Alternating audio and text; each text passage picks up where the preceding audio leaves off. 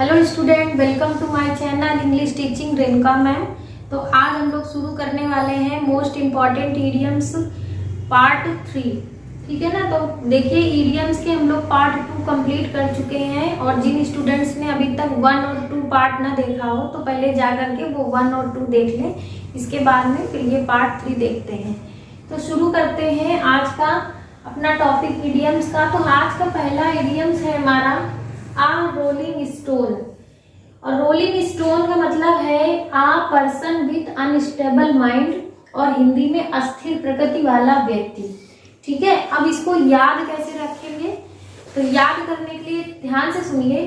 यहाँ पे लिखा हुआ है आपका इडियम्स आ रोलिंग। रोलिंग का मतलब होता है लुढ़कना, हिंदी में बोलते हैं रोलिंग का मतलब होता है लुढ़कना, और स्टोन को हिंदी में बोलते हैं पत्थर। तो यहाँ पे हम आपको लिख दे रहे हैं, और स्टोन का मतलब होता है पत्थर।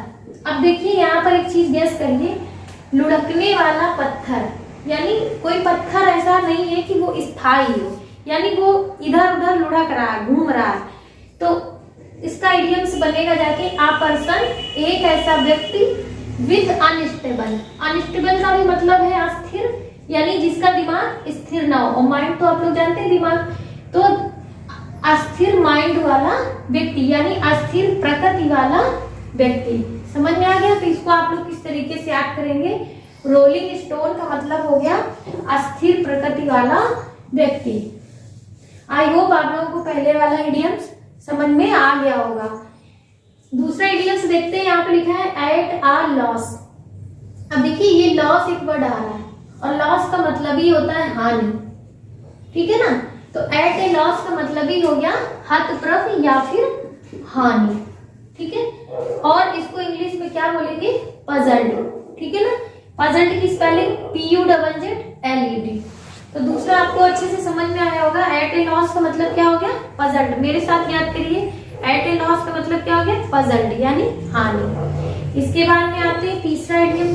तीसरा क्या है, आ मैन ऑफ पार्ट्स। ठीक है ना। और आ मैन एक व्यक्ति, एक ऐसा व्यक्ति, पार्ट्स। अब यहाँ पे देखिए पार्ट नहीं लिखा हुआ है, पार्ट्स लिखा हुआ है। अब देखिए ये एक चीज देखिए, ये कई पार्ट हैं।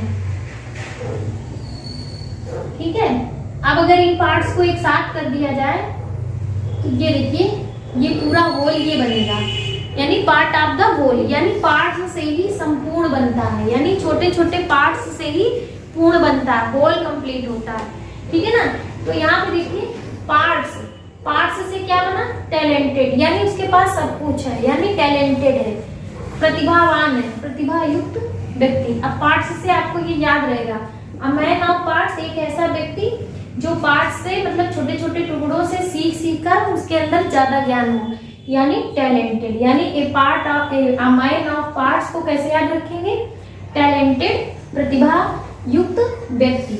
ये तीन आपको अच्छे से समझ में आ गए होंगे। अब ये वाला देखिए ध्यान से। चौथा नंबर इडियम्स है आ फीदर इन वंस कैप।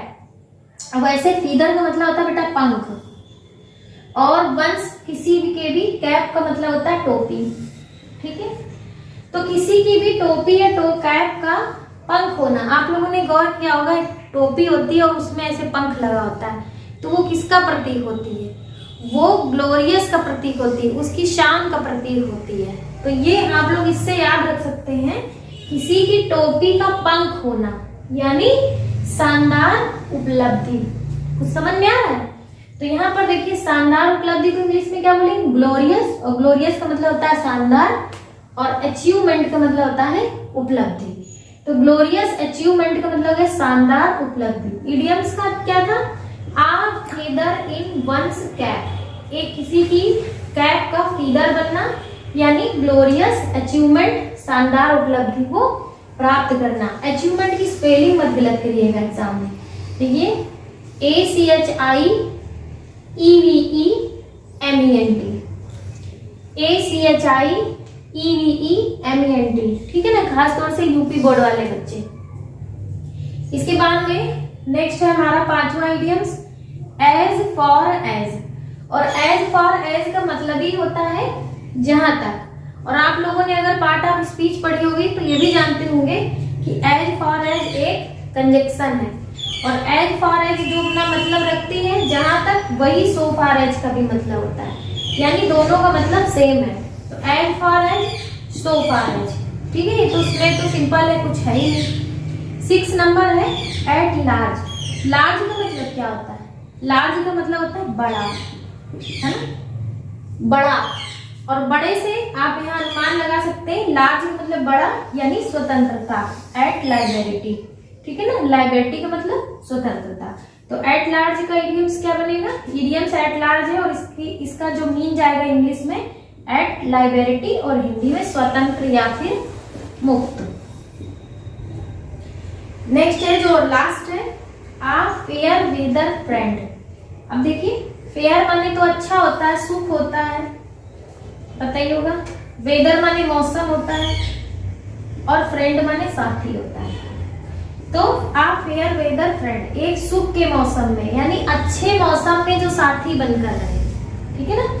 अच्छे मौसम में साथी बनकर रहे, लेकिन जब आपका मौसम खराब हो, यानी आपके ऊपर कोई भी विपत्ति या समस्या हो, तो वो साथी आपका साथ छोड़ दे, तो ऐसे साथी को क्या बोलेंगे? स्वार्थी मित्र, यानी सेल्फिश फ्रेंड। तो ये देखिए, सुख के मौसम का साथी यानी फेयर वेदर फ्रेंड, तो फेयर वेदर फ्रेंड। सुख के मौसम का साथी यानी स्वार्थी मित्र या स्वार्थी साथी, और इंग्लिश में सेल्फिश फ्रेंड। सेल्फिश का मतलब ही होता है स्वार्थी। तो आ फेयर वेदर फ्रेंड, सुख के मौसम का साथी, इसका इंग्लिश में मीन बनेगा आ सेल्फिश फ्रेंड, स्वार्थी मित्र। तो आई होप आप लोगों को आज का वीडियो पढ़ के मजा आया होगा, और आपको पढ़ते पढ़ते ही लर्न हो गया होगा। तो अगर आप लोगों को वीडियो अच्छा लगा हो तो हमारे चैनल को लाइक करें, सब्सक्राइब करें, शेयर करें। Thank you.